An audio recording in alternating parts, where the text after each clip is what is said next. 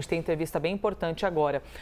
Para você que eventualmente acabou de chegar aqui na programação da CNN, saiba que nós estamos também com um Breaking News acompanhando uma operação da Polícia Federal em relação às Americanas. A PF apura a participação de dois ex-diretores da companhia em uma fraude contábil que, segundo a PF, levou a empresa à recuperação judicial.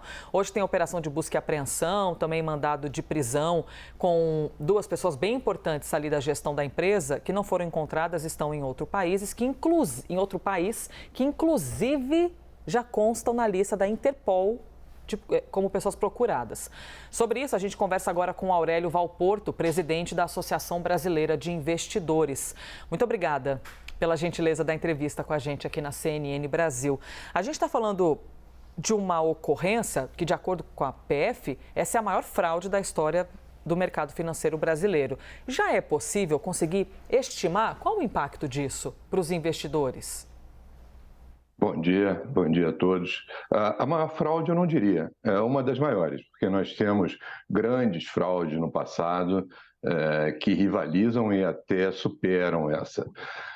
Mas eu acho importantíssima essa ação, porque esse tipo de crime cometido por esses diretores, eles não prejudicam apenas aqueles investidores diretamente lesados.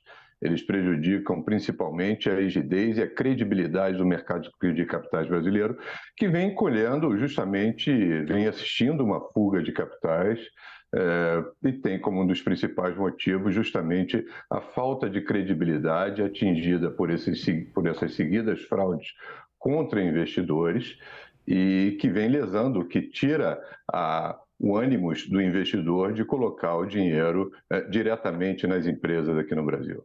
Nós estamos também com a nossa analista de economia, Débora Oliveira, por favor. Aurélio, uma das acusações, inclusive, que a gente tem agora contra esses ex-CEOs da Americanas é sobre essa questão do uso de informação privilegiada.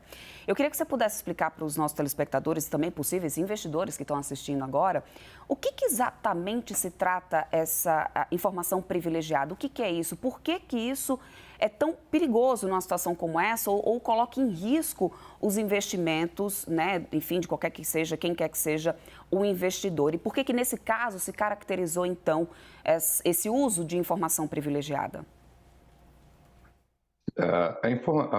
O crime de informação privilegiada, ele consiste numa espécie de roubo que você faz sobre investidores que não possuam as mesmas informações que você. No caso, eles manipularam a contabilidade da empresa apresentando resultados fictícios que não existiam.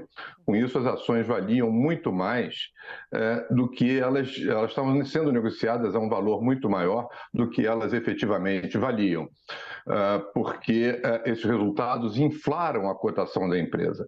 De posse dessas informações, esses diretores, inclusive o CEO, o Miguel Gutierrez, cometeram o crime de insider trading aproveitando da ignorância dos demais investidores acerca da mentira que eles próprios armaram.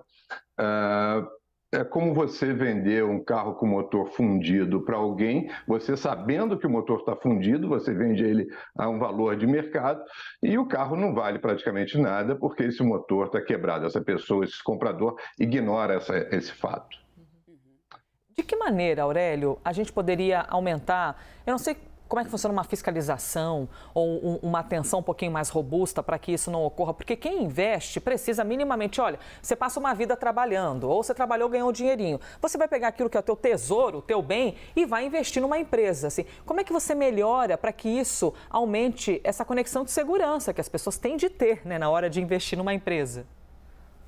Exatamente. O mercado de capitais ele tem como finalidade econômica ser a mais eficiente fonte de fomento da economia.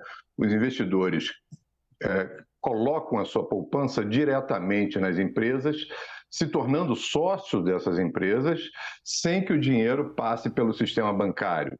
Isso barateia o custo de financiamento da atividade econômica e nas economias centrais, como nos Estados Unidos, como a Débora acabou de falar, a fonte mais importante de financiamento da economia.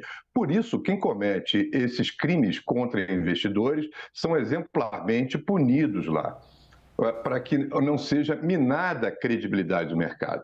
Aqui no Brasil, parece que nós não temos essa compreensão por parte das autoridades, inclusive por parte da própria autarquia reguladora, que muitas vezes acaba validando esse tipo de conduta através de punições feitas por meio dos chamados termos de compromisso e que acaba aplicando multas que são muito inferiores aos lucros oferidos pelos criminosos. Então, uma fiscalização mais efetiva, e a CVM ela precisa ter consciência disso, do seu papel econômico, e não simplesmente cuidar do pé da letra, porque ela é dirigida basicamente por advogados, e isso acaba resultando em uma compreensão rasa da sua importância econômica. Isso eu vi, por exemplo, quando eu fui depor na CPI em 2015, uma diretora da CVM foi depor no mesmo dia que eu.